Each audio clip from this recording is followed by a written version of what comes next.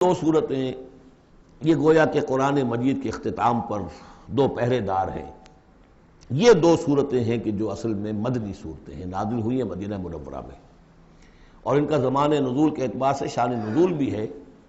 کہ ان کا حضور پر ایک مرتبہ جادو کیا گیا تھا، تو اس جادو کے اثرات کو زائل کرنے کے لیے یہ آیات پھر اتری ہیں، اور حضور نے پھر جب ان کی بات بار بار تلاوت کی ہے تو وہ جادو کے اثرات، ایک یہودی نے کیا تھا جادو آپ پر، جس سے آپ کو چیزیں بھول جاتے تھے اور کافی آپ کو دیہت کو تکلیف رہی ہے۔ صحیح بخاری کے اندر یہ روایت موجود ہے۔ ہمارے جدید کچھ نیشنلسٹ ہیں اور جو خاص طور پر منکرین حدیث ہیں، وہ سمجھتے ہیں کہ اس میں تو توہین رسول کی کہ جادو کا اثر ہو سکتا ہے۔ رسول بھی اس اعتبار سے بشر ہوتے تھے، تلوار کا اگر کاری زخم پڑا ہے تو خون نکلا ہے، اور خون نکل گیا تو زوفتاری ہوا ہے، زوفتاری ہوا تو بے ہوشی بھی ہوئی ہے۔ یعنی یہ جسم جو ہے ان کا، اس کے اعتبار سے جو بھی بخار آپ کو چڑھا ہے، بخار میں تکلیف ہوئی ہے، عالم نزع میں نہایت شدید تکلیف ہوئی ہے، تو اس حوالے سے یہ نہ سمجھیے کہ وہ بشریت کے جو لوازم ہے وہ ختم ہو جاتے ہیں، لیکن اللہ تعالیٰ کی طرف سے انہیں ایک مقام ملا ہے، ایک عصمت ملی ہے، ایک بزرگی ہے، وہ اپنی جگہ پر ہے۔ تو جادو کا وہ واقعہ بالکل صحیح ہے جو ہوا ہے، لیکن اس کے لیے اب یہ دو صورتیں ہیں، اور یہاں خاص طور پر نوٹ کر لیجئے کہ یہ معوذتین، یہ ایک صورت بھی ہو سکتی تھی، لیکن قرآن حکیم میں جو عام مزاج ہے کہ صورتیں جوڑوں جوڑوں کی شکل میں ہیں، تو دو حصوں میں تقسیم کر دیا۔ اور اس کی تقسیم کیا ہے؟ ایک وہ چیزیں ہیں جو انسان پر باہر سے حملہ آور ہوتی ہیں، اور ایک چیز وہ ہے جو انسان کے اپنے اندر سے حملہ آور ہوتی ہے۔ ان دونوں کو دو علیحدہ چیزوں میں رکھ کر اور سکھایا گیا ہمیں کہ تم ہمیشہ اللہ کی پناہ طلب کرتے رہا کرو ان چیزوں کے اثرات سے، ان چیزوں کے اثرات بد سے اپنے آپ کو بچانے کے لیے۔ بسم اللہ الرحمن الرحیم، قل اعوذ برب الفلق، کہو کہ میں پناہ میں آ گیا صبح کے رب کی۔ فلق، فلق ویسے تو یہ لفظ ہم پڑھ چکے ہیں سورہ انعام میں، فالق الاصباح، رات کی تاریکی کا پردہ پھٹتا ہے اور سپیدہ سحر نمودار ہوتا ہے، یا گٹھلی، فالق الحب والنوائب، تو وہ جو گٹھلی ہوتی ہے وہ بھی پھٹتی ہے تو اس میں سے دو پتیاں نکلتی ہیں تو درخت بنتا ہے۔ اس اعتبار سے فلق سے مراد یہاں صرف صبح نہیں ہے، بلکہ جو اگلی صورت میں آ رہا ما خلق، جو بھی کچھ اس کائنات میں اس نے پیدا کیا ہے در حقیقت وہ عدم کا پردہ چاک کر کے اس کو وجود بخشا ہے۔ عدم سے، عدم محض سے، کریشن ایکس نیہیلو، بغیر کسی شے کے کسی شے کو بنانا۔ تو قل اعوذ برب الفلق من شر ما خلق، میں پناہ میں آتا ہوں اس کی تمام مخلوقات کی پناہ سے۔ اب آپ غور کیجئے، مخلوق ظاہر بات ہے خالق کی طرح کامل تو نہیں ہو سکتی، مخلوق کے اندر کوئی نہ کوئی پہلو جو ہے وہ کمی کا، تقصیر کا، نقص کا رہ جائے گا۔ تو گویا کہ ہر مخلوق میں شر کا پوٹینشل ایلیمنٹ موجود ہے۔ یہ دوسری بات ہے کہ اللہ تعالیٰ کسی کو سہارا دے دے، کسی کو اپنی طرف سے عصمت عطا کر دے، اپنی طرف سے خصوصی پروٹیکشن عطا کر دے، پوٹینشلی خلق جو ہے وہ گویا کہ مستلزم ہے، اس کے ساتھ شر کے اندر کا پہلو موجود ہوگا۔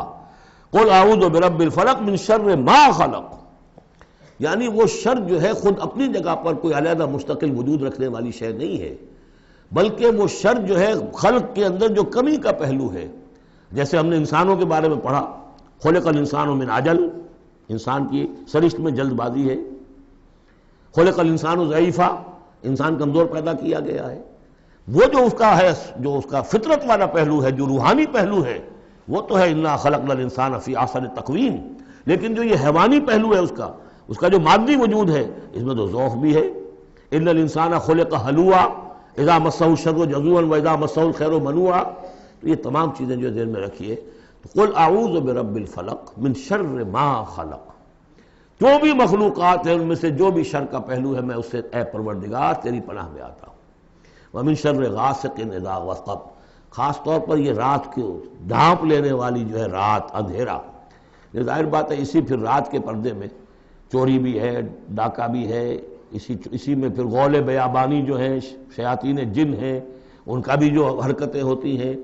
پھر یہ ساری چیزیں جو ہے اسی کے سلسلے من شر غاسق اذا وقب، سانپ بچھو وغیرہ بھی اسی وقت نکلتے ہیں۔ ومن شر النفاثات فی العقد، اور جو عورتیں گانٹھیں باندھ کر پھونکے مارتی ہیں، یہ جو بھی ٹونے ٹوٹکے ہوتے ہیں اور اس کی وجہ سے لوگوں کو نقصان پہنچایا جاتا ہے، گویا کہ یہ بھی اس کے اندر بھی کوئی حقیقت ہے، یہ سفلی عملیات بھی ہیں، ان کے بھی اثرات ہیں۔ جیسے کہ ہم جانتے ہیں کہ جادو جو ہے حق ہے، برحق ہے، اگرچہ کفر ہے، شراب کی تاثیر ہے لیکن حرام ہے، کچھ نہ کچھ حقیقت ان لکیروں میں بھی ہے، لیکن ہمیں روک دیا گیا کہ ان کے چکر میں مت پڑو۔ یہ جو منجمی ہے، نجوم کی حرکت، اس میں بھی کچھ نہ کچھ حقیقت ہے لیکن روک دیا گیا۔ تو کسی چیز کا ہونا بالفعل یہ اور شے ہے، لیکن اس کا جائز ہونا یہ اور شے ہے۔ تو بالفعل یہ عملیات ہیں، جیسے اچھے اعمال ہیں اور ان کو جو ہے کوئی اچھے اوراد ہیں، اچھے وظائف ہیں، تو ان کے کچھ اثرات جو ہیں اچھے ہو سکتے ہیں۔ اسی طریقے سے اس قسم کی چیزوں میں جادو کے جو کلمات ہوتے ہیں ان کی بھی تاثیر ہے، اور وہ جو عورتیں جو ہے وہ جادو کرتے ہوئے، جس کو ہم کہتے ہیں کہ وہ تعویذ گنڈا وغیرہ جو ہوتا ہے، پھر وہ اس میں پھونکے مارتی ہیں، تو اللہ تعالیٰ سے میں ان کے شر سے بھی پناہ چاہتا ہوں۔ وَمِن شَرِّ حَاسِدٍ إِذَا حَسَدَ، اور حسد کرنے والے کے شر سے بھی میں اللہ کی پناہ طلب کرتا ہوں، جبکہ وہ حسد اپنا استعمال کرے۔ اگر حسد ہے دل کے اندر ہے تو بات اور ہے، حسد کو بروئے کار لائے وہ، اور وہ انسان کے درپے ہو جائے اس حسد کی وجہ سے اس سے کوئی نقصان پہنچانے کو۔ اور اسی کتاب ہے عین، العین حق، کہ اگر انسان اس حاسدانہ نگاہ سے کسی کو دیکھتا ہے اس کے بھی اثرات ہوتے ہیں، اور اس دیکھنے کے بھی کچھ برے اثرات جو ہیں وہ ظاہر ہو جاتے ہیں۔ تو یہ تمام چیزیں اپنی جگہ پر ہیں، لیکن ان سے پناہ کرنے کے لیے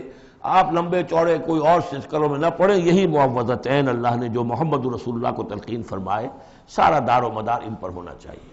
تعوذ کرتے رہیں، اس لیے کہ ہم پڑھ چکے ہیں سورہ بقرہ میں